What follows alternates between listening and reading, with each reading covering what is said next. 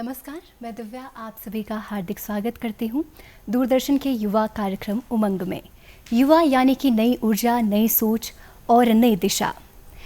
कहते हैं अगर किसी भी देश का भविष्य पता करना हो तो उनकी युवाओं को देखिए और वो किस तरह से काम कर रहे हैं, उनके समझने और सोचने का स्तर क्या है।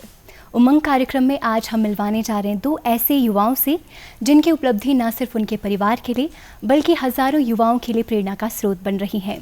आज हमारे बीच में मौजूद हैं हिमाचल प्रदेश विश्वविद्यालय इंस्टीट्यूट ऑफ लीगल स्टडीज़ की छात्रा हिमानी भगत, जो स्टडीज़ में बहुत अच्छे से अव्वल आती हैं, हर कक्षा में बहुत अच्छा स्थान प्राप्त करती हैं। आज हमारे बीच में मौजूद हैं और साथ ही साथ सोशल वर्कर हैं। सोशल के फील्ड में भी काफ़ी सालों से बहुत अच्छा कार्य कर रही हैं।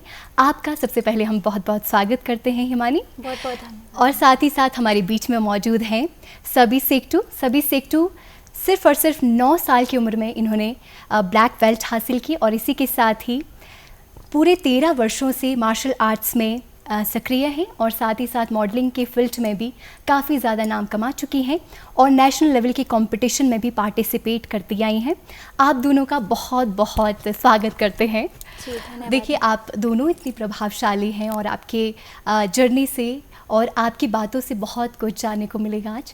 सबसे पहले हिमानी, आपके बारे में जानना चाहूँगी। आप कहाँ से स्टडी कर रही हैं अभी और किस तरह से आप अपने स्टडीज़ को जो है करती आई हैं, किस तरह से रहा है? जी, सबसे पहले नमस्कार। डीडी हिमाचल के माध्यम से आज जितने भी दर्शक मुझे देख पा रहे हैं उनको भी मेरा नमस्कार। जैसा कि मैम ने बताया, मेरा नाम हिमानी भगत है और मेरे पिताजी का नाम श्री प्रेमलाल भगत और माताजी Shrimati Neelam Bhagat. And I am having my roots in Bhararighat, a very small yet very beautiful place in tehsil लड़के, डिस्ट्रिक्ट सोलन, हिमाचल प्रदेश। और जैसे कि आपने मुझसे मेरे स्कूल के बारे में पूछा, तो my schooling has been a wonderful journey of 3 strong pillars, I would say. मुझे जो मेरा डिसिप्लिन है वो मुझे दिया सरस्वती विद्या मंदिर दाड़लाघाट ने। मुझे नए अवसरों से जो परिचित करवाया वो मुझे करवाया आर्यन पब्लिक स्कूल भ्राड़ीघाट ने। और मुझ में जो आत्मविश्वास, जो कि एक बहुत बड़ी चीज़ है मेरे लिए, जो मुझ में आत्मविश्वास आया वो मुझे दिया राजकीय आदर्श वरिष्ठ माध्यमिक विद्यालय धुंधन ने। और इन तीनों ही विद्यालयों का एक बहुत बड़ा योगदान रहा है मेरी पर्सनैलिटी डेवलपमेंट में। और आज भी दूरदर्शन हिमाचल के माध्यम से मैं इन तीनों विद्यालयों का तहे दिल से धन्यवाद करना चाहूँगी। अभी वर्तमान में मैं कानून की पढ़ाई कर रही हूँ from Himachal Pradesh university institute of legal studies Shimla से। जी।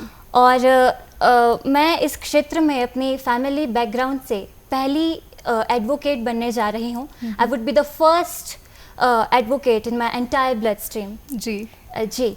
और अभी जो है मेरी कानून की पढ़ाई चल रही है सुचारू रूप से। मैं 4th ईयर में अभी हूँ प्रेजेंटली। जी। सभी आपसे जानना चाहूँगी, क्या करते हैं आप और स्कूलिंग कहाँ से कर रहे हैं आप अभी? नमस्कार, सबसे पहले सभी दर्शकों को मेरा सादर प्रणाम।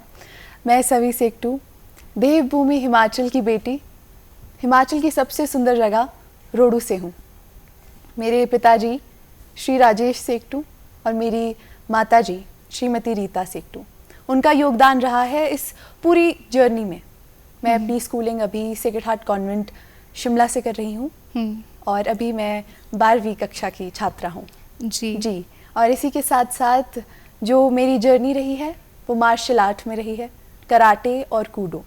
इसी के साथ साथ मॉडलिंग इंडस्ट्री का भी मैं हिस्सा रह चुकी हूँ। पब्लिक स्पीकिंग, सोशल अवेयरनेस, इन सब का भी मैं हिस्सा अभी भी हूँ और इस क्षेत्र में भी मेरा योगदान है। जी, देखिए आप बहुत सारी चीज़ें एक साथ कर रहे हैं। मल्टीपल चीज़ें एक साथ करना बहुत चैलेंजिंग भी होता है। आप क्या समझते हैं, चैलेंजिंग रहता है आपके लिए?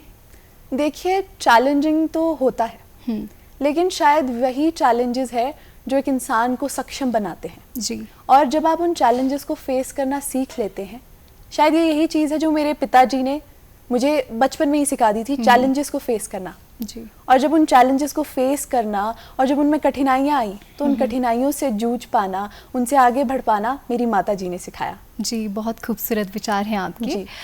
हिमानी, आपसे जानना चाहूँगी, आप हमेशा जिस भी क्लास में जाती हैं अव्वल रहती हैं, एकेडमिक्स में काफ़ी ज़्यादा आपने नाम कमाया है। आप इंस्पिरेशन कौन है, किससे आप इंस्पायर होती हैं और कैसे आप स्टडी को बहुत इंटरेस्ट दिखाती हैं, आप किस तरह से है? जी, मेरा जो इंटरेस्ट है, मैं अगर इंटरेस्ट की बात करूं तो इंटरेस्ट से पहले आपने मुझसे पूछा कि मेरी इंस्पिरेशन कौन रहे हैं। सबसे पहले इंस्पिरेशन मेरे पेरेंट्स रहे हैं मेरे लिए हमेशा से ही, और उनके बाद जो एक इंस्पिरेशन मेरे लिए रही है, एक बहुत बड़ी इंस्पिरेशन, वो है डॉक्टर भीमराव अंबेडकर जी। उनका जीवन संघर्ष मुझे हमेशा से ही प्रेरित करता रहा है आगे बढ़ने के लिए। उनका जीवन संघर्ष मुझे बताता है कि चुनौतियों से किस तरह से लड़ा जाए, और जैसा कि आप जानती हैं कि वो सिंबल ऑफ नॉलेज के रूप में भी जाने जाते हैं जी। तो इंटरेस्ट तो स्टडीज़ में देखिए हर विद्यार्थी को लाना ही चाहिए। इट्स नॉट लाइक कि आपकी वो रिस्पॉन्सिबिलिटी है, आप उसमें इंटरेस्ट डेवलप करिए, आपको वो चीज़ें बहुत इजी लगेंगी। और जैसे आप कह रही हैं कि मैं हर कक्षा में जो है वो अव्वल आती हूँ, तो उसका there is no big secret. मैं अपनी स्टडी को जो है वो बहुत इंटरेस्ट से, हर सब्जेक्ट को बहुत इंटरेस्ट से जो है वो पढ़ती हूँ, और हमेशा एक इंस्पिरेशन रहती है डॉक्टर अंबेडकर की कि अगर इतनी चुनौतियों के बाद व्यक्ति सिंबल ऑफ नॉलेज के रूप में जाना जा सकता है, इतने संघर्षों के बाद व्यक्ति उस मुकाम तक पहुंच सकता है, तो फिर हम जैसे विद्यार्थी जिनके पास आज इतने सारे रिसोर्सेज हैं जो कि पहले के समय में नहीं होते थे, हम जब बात करते हैं, हम अगर डॉक्टर अंबेडकर के दौर की बात करें तो उनके पास इतने ज़्यादा रिसोर्सेज नहीं थे। आज के युवाओं के पास इतने ज़्यादा मल्टीपल रिसोर्सेज हैं और उनका भरपूर लाभ हमें उठाना चाहिए। तो आप उन रिसोर्सेज को यूज़ करते हुए अपनी शिक्षा में उनका भरपूर योगदान जो है वो अपना योगदान दीजिए, और इंटरेस्ट लीजिए स्टडीज़ में। मेरा भी यही इंस्पिरेशन है और एस्पिरेशन भी यही बन जानी चाहिए हर युवा के लिए। जी, बहुत खूबसूरत। सभी आपसे पूछना चाहूँगी, जैसे आप मल्टीपल फील्ड से जुड़ी हैं, आप पब्लिक स्पीकिंग करती हैं और स्पोर्ट्स भी आपके काफ़ी ज़्यादा, आपने नेशनल लेवल के कंपटीशन किए हैं, उसके बारे में जानना चाहूँगी। क्या कुछ आपने अभी तक अचीव किया इस फील्ड में? देखिए, शुरुआत करूँगी मैं मार्शल आर्ट से। 13 साल हो चुके हैं, 13 ईयर्स से मैं मार्शल आर्ट्स करती आ रही हूँ।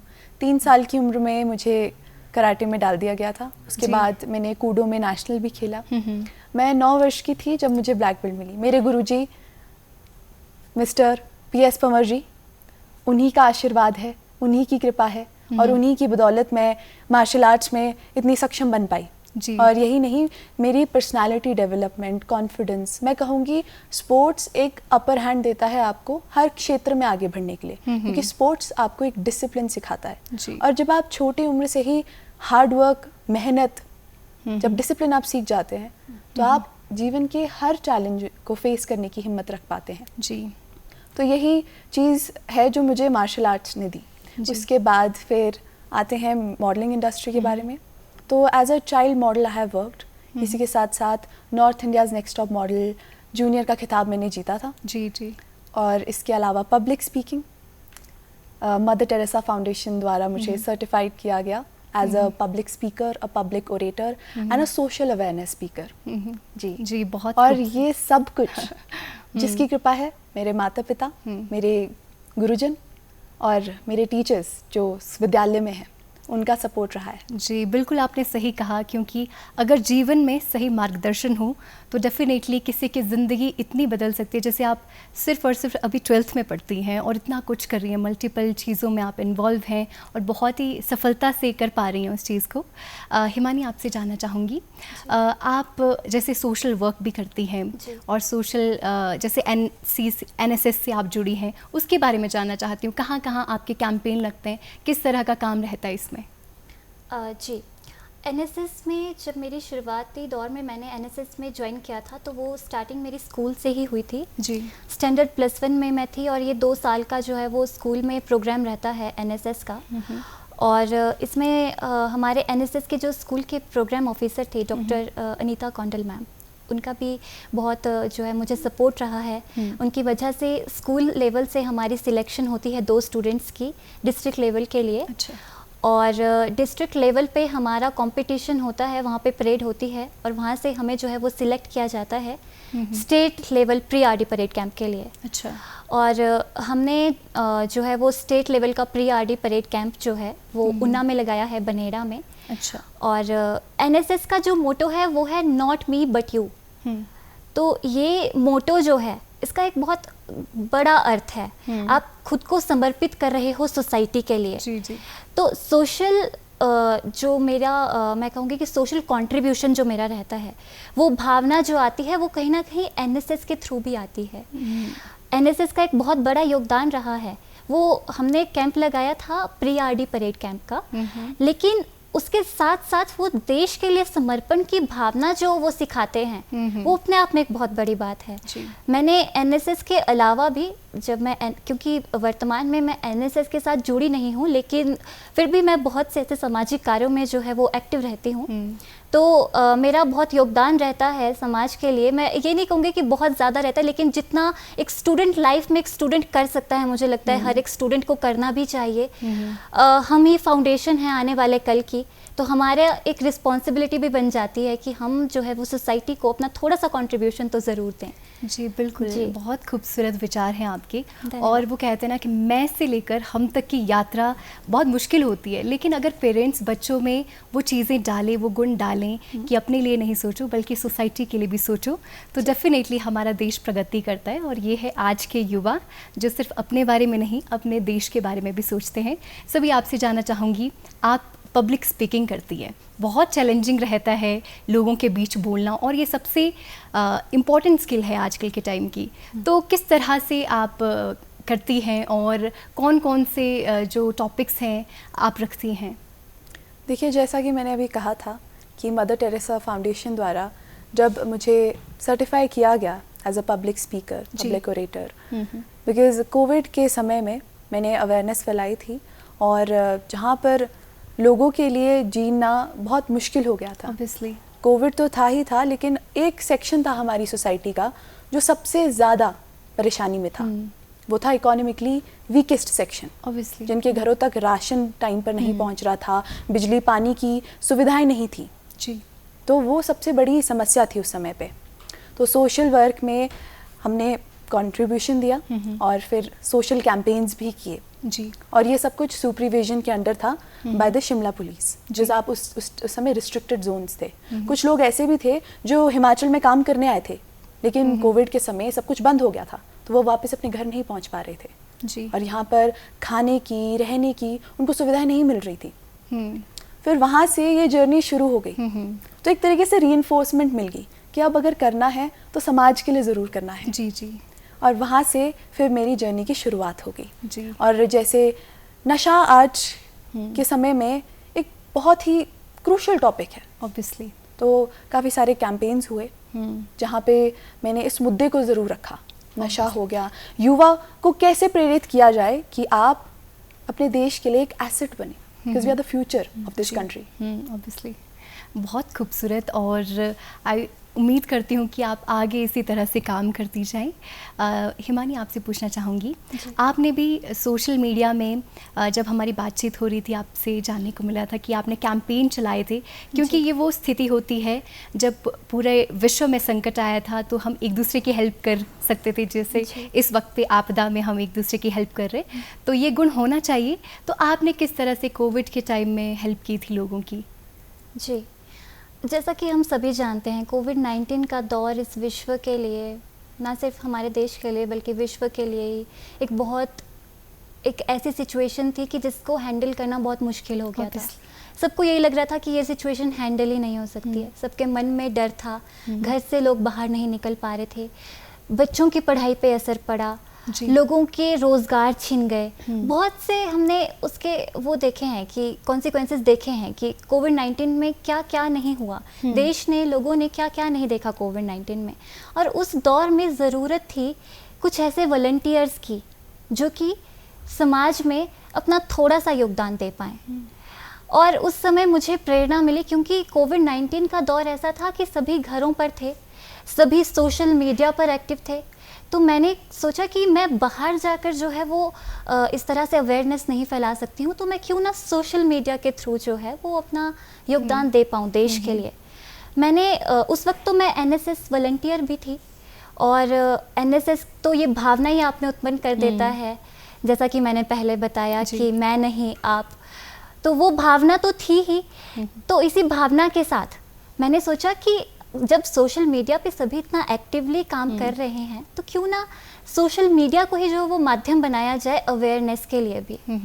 तो मैंने सोशल मीडिया पर उसका यूज़ करके बहुत सी वीडियोस बनाई, उस पर बहुत से पेंटिंग्स जो मैं बनाती थी उनको पोस्ट किया। मैंने अपने ऑडियोज़ रिकॉर्ड करके जो है वो दिखाए। इनफैक्ट मैंने दूसरे लोगों का कंट्रीब्यूशन भी जो रहा है उस समय पे वो भी दर्शाया है सोशल मीडिया के माध्यम से जी। तो वो एक मुझे लगता है कि वो अपने आप के लिए बहुत सेटिस्फैक्टरी चीज़ थी उस समय में, उस दौर में, और जिसके लिए मुझे गवर्नमेंट ऑफ इंडिया यानी भारत सरकार की तरफ से यंग कोविड वॉलंटियर का जो है वो सर्टिफिकेट भी मिला था उस समय में। तो वो मेरा एक जो है मुझे लगता है कि मेरा एक योगदान रहा है देश के लिए, समाज के लिए, छोटा ही सही, लेकिन मैंने कोशिश करी थी उस समय में। लेकिन छोटे छोटे जो स्टेप्स हैं बहुत बड़ा बदलाव सोसाइटी में लाते। इसी तरह से आप काम करें और जैसे आप सोशल वर्क के क्षेत्र में भी काम करती आई हैं और बाकी चीज़ों में भी अच्छे से काम करती हैं। जो बच्चे हर फील्ड में अच्छा करते हैं वो हर फील्ड में ही अच्छा करते हैं, ये बात आज साबित होती है। हमारे जो 2 गेस्ट आए हैं बहुत ही प्रतिभाशाली, सभी आपसे जानना चाहूँगी। बात करें स्टडीज़ की तो आप 12th कर रही हैं और स्कूल फेज़ का आपका लास्ट ईयर है ये, और I know you are very excited for college also. और +2 के बाद क्या करने की सोच रहे हैं, किस तरफ आपका रुझान बढ़ेगा, क्योंकि ऑप्शंस बहुत मिलेंगे। अब ऐसा है कि एग्जीक्यूशन का टाइम है, तो क्या सोच रखती हैं अपने लिए आप? देखिए, अगर मैं आपको स्टडीज़ की बात बताऊं तो 2 सब्जेक्ट्स हैं, पॉलिटिकल साइंस और साइकोलॉजी, जी, जो मेरे लिए सबसे फेवरेट है। सो अगर एकेडमिक लाइफ की मैं बात करूं तो हो सकता है कि इन्हीं 2 में से मैं आगे अपने फ्यूचर के लिए कोई सब्जेक्ट रखूंगी। लेकिन अगर बात करते हैं मैं इन क्षेत्रों की जिनमें मेरा योगदान अभी तक रहा है तो आगे भी रहेगा, और आने वाले समय में अगर आप मुझे पाएंगे तो इन्हीं किसी क्षेत्र में पाएंगे समाज के लिए। इन्हीं में से अगर एक चुनना हो, कई बार रास्ते वो कहते हैं ना कि अगर हम एक ही दिशा में चलें तो सफ़र जल्दी जो है ख़त्म होता है या फिर मंजिल तक हम पहुंच जाते हैं। तो कौन सा क्षेत्र? पब्लिक स्पीकिंग है आपके पास और स्पोर्ट्स में भी आप बहुत अच्छा कर रही है, मॉडलिंग के क्षेत्र में भी आपने नाम कमाया है, तो क्या कुछ रहेगा? आपका सवाल बहुत सटीक है, मैं कहूँगी। देखिए, एक बैलेंस होता है जी। जब आप वो बैलेंस अचीव कर लेते हैं, जब आप बिल्कुल केंद्रित होते हैं कि आपको अपनी सारा एफर्ट, सारी एनर्जी एक ही जगह पर इन्वेस्ट करनी है, वो है अपने आप की डेवलपमेंट पे। ओके। तो आप हर चीज़ को साथ लेकर ज़रूर चल सकते हैं। तो समाज के लिए कार्य करना और समाज के लिए जीना एक ऐसी चीज़ है जो मुझे खुद में ही सक्षम महसूस कराता है जी। इसलिए अगर मैं कुछ भी करना चाहूँगी आने वाले समय में तो वो होगा समाज के लिए जी। और आज मैं ये चीज़ अपने प्रदेश की जनता के सामने कहती हूँ। जी जी, बहुत खूबसूरत विचार हैं आपके और उम्मीद करते हैं कि आप सब क्षेत्र में आगे बढ़ें और इसी तरह से काम करें।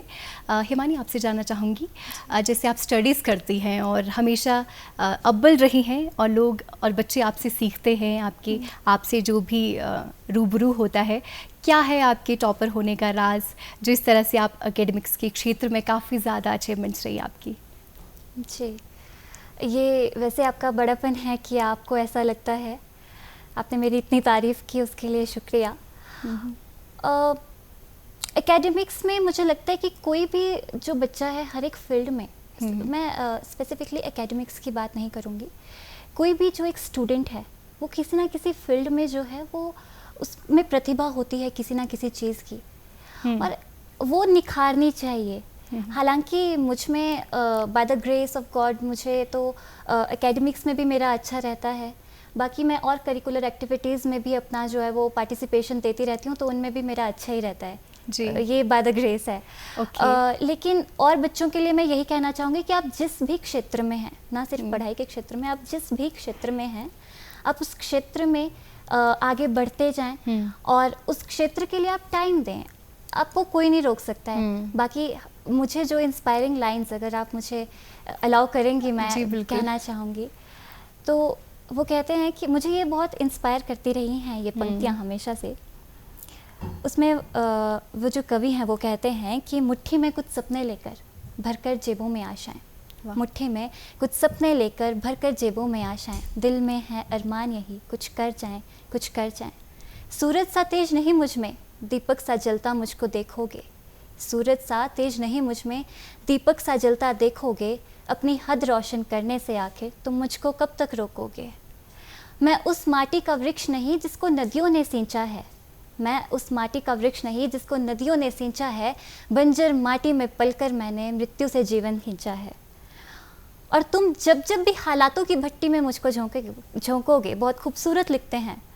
और ये हर स्टूडेंट को याद रखना चाहिए कि आपको जब जब लगता है कि आप संघर्षों से घिरे हैं, आपको लग रहा है कि आपकी लाइफ में जो है वो बहुत संघर्ष आ चुके हैं और आप जहाँ पे खुद को बहुत डिमोटिवेटेड फील करते हैं, अच्छा। उनको ये याद रखना चाहिए। और उनको जब ये फील भी स्टूडेंट लाइफ में मैंने देखा है, बच्चे बहुत बार जो है वो उन्हें ऐसा लगता है कि लोग उनके बारे में जो है वो गलत कह रहे हैं, सोसाइटी उनके बारे में क्या कहेगी, उनको दबाने की कोशिश अगर करती है, तो ये पंक्तियाँ उनके लिए हैं कि तुम जब जब भी हालातों की भट्टी में मुझको झोंकोगे, तब तब कर सोना बनूंगी मैं, तुम आखिर मुझको कब तक रोकोगे, तुम आखिर मुझको कब तक रोकोगे। जी, बहुत खूबसूरत लाइंस। और आई नो बहुत सारे युवा जो इस कार्यक्रम को देख रहे होंगे इंस्पायर ज़रूर हो रहे होंगे। सभी आपसे पूछना चाहूँगी, आप जैसे स्पोर्ट्स के क्षेत्र में हैं, तो लड़कियां अब आजकल के ज़माने में बढ़ चढ़कर भाग लेती है, चाहे वो कोई भी फील्ड हो।